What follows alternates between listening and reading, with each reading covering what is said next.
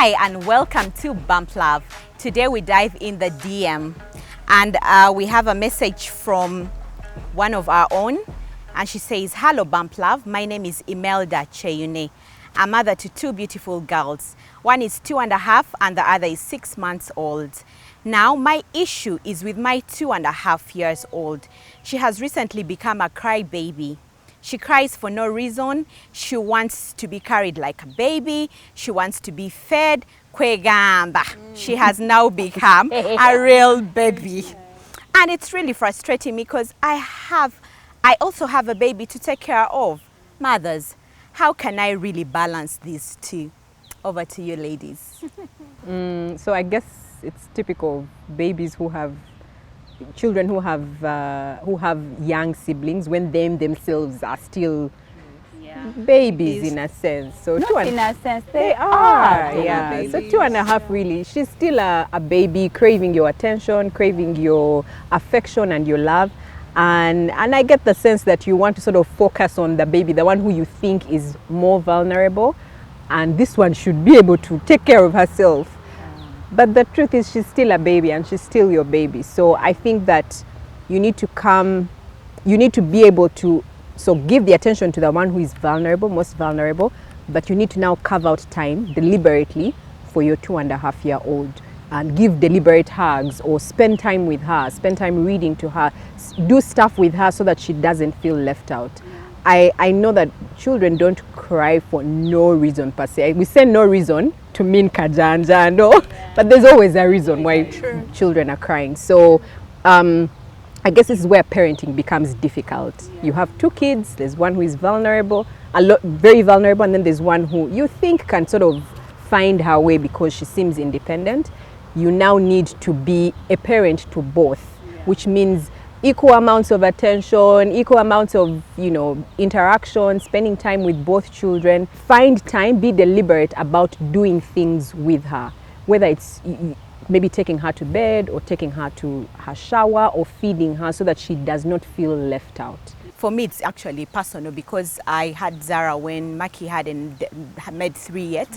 So yeah, it actually frustrated me also at first because I felt it was too heavy a burden.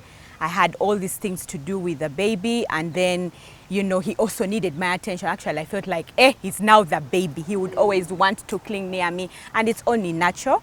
It's very natural. But what helped me is I included him in the jobs. Like I would send him for the diapers, go and bring the his bottle. Yeah, he became Mama's helper, and up to now, he's a very good helper. So I included him when we were bathing the baby, touch the soap, collect. So just include them and give them time. Give her time. They're still young. I want to piggyback kind of on what both of you have said. When you're spending time, like Rachel had said, with the older one, do it in the absence of the other one. It would help you. Like you don't want to spend time. Say you're spending time, you have this one because you're not going to concentrate. So when you put the 6-month-old on like maybe for a nap, call the 2.5-year-old and then engage her so that she knows I have my time and the baby has their time.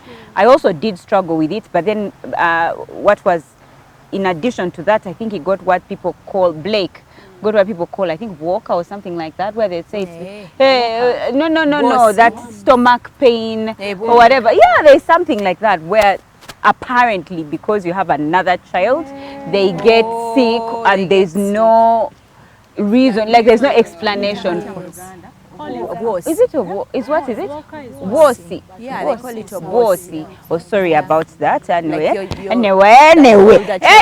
Sick, so he got that, and so we were told, so we were told, it's because you have another child. So I was now very intentional. So when I would be bathing Bianca in that baby basin, Blake had gotten out of the baby basin.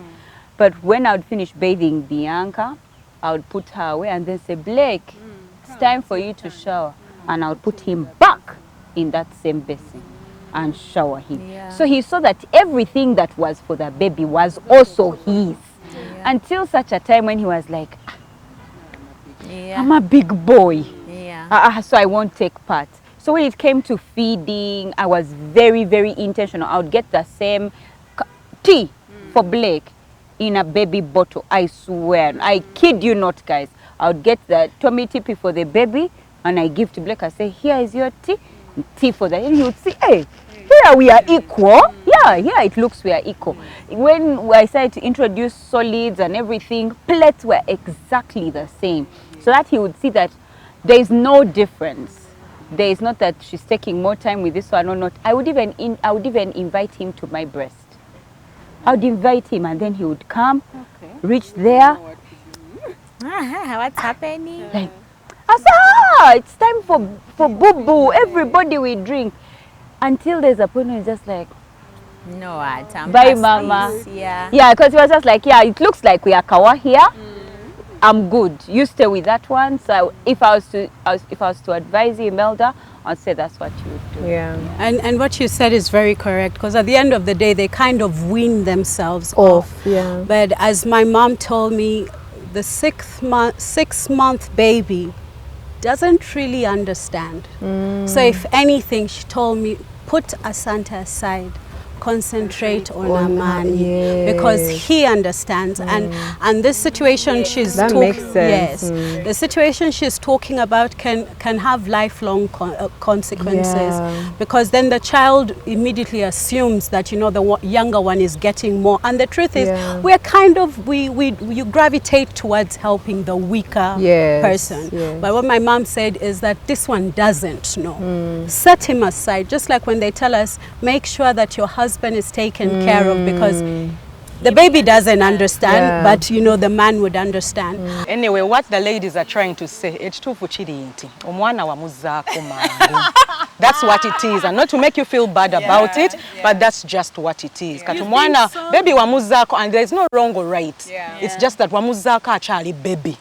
So at the end of the day, she's going to still behave like a baby, and because she was clear and said, she wasn't saying she used to behave like, she's saying no, she has started. Because omwana bomuzaako nga they've not yet gone through their terrible twos period, because it manifests differently in every children. Whereas someone will tell you, me, I didn't have problem of terrible two. Someone else will tell you that, me, mine, that's where all the problems started. So at 2.5, it's possible that for her now, she's entered her terrible two phase and she needs attention. And Angie, you've even really taught me something there, because now that would make sense, because the 6-month-old, you be with her when she needs to be with you. Then divert the other energy to the other. Because if I tell you start this game of every free time I have, I give this other, you'll burn out. You'll burn out. So I think you should be careful about apportioning your time when the 6-month-old needs you, time for breastfeeding, maybe bonding time, putting you to bed. Then yes. Then in other moments, you know, tend to the 2.5, because she's a baby herself. She's still a baby. So time. I disagree a little bit. The truth is, 2 years is, I think, even medically, a good spacing for children. Because if the baby is 2 and 6 months, and here we have a 6-month-old, so they have at least a 2-year gap, which I think is advised, because also if you overspread them, it's not good. So ndoza teabazako mango. Quickly, you're now taking it in the negative aspect. Where if someone says omuzako mango, it's just you did it quickly. Naya chali baby. It's not saying that you should have waited. No, that's not the advice. I'm just saying you gave birth to a baby while you still had a baby. And please remember, when you say medically, it means the spacing of 2 years, but it means this woman was pregnant when her child was 1 year. And remember, as a pregnant mom, you're now taking care of yourself.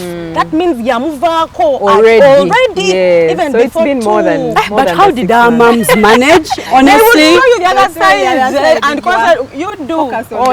As my mom would say, in Swahili, the elephant, there is no elephant that fails to carry its own tusks. So Imelda, we've given you a bit of advice on everything, but the truth is, you have 2 babies, you better get with the program. That's true. She said it. She said it. I hope that helps you, Imelda. You've heard it from the ladies. Do share with us how it's going, if this is helping, and remember to comment. Remember, mom life ain't bad life, and mothering ain't suffering. Until next time, with love from Bump Love.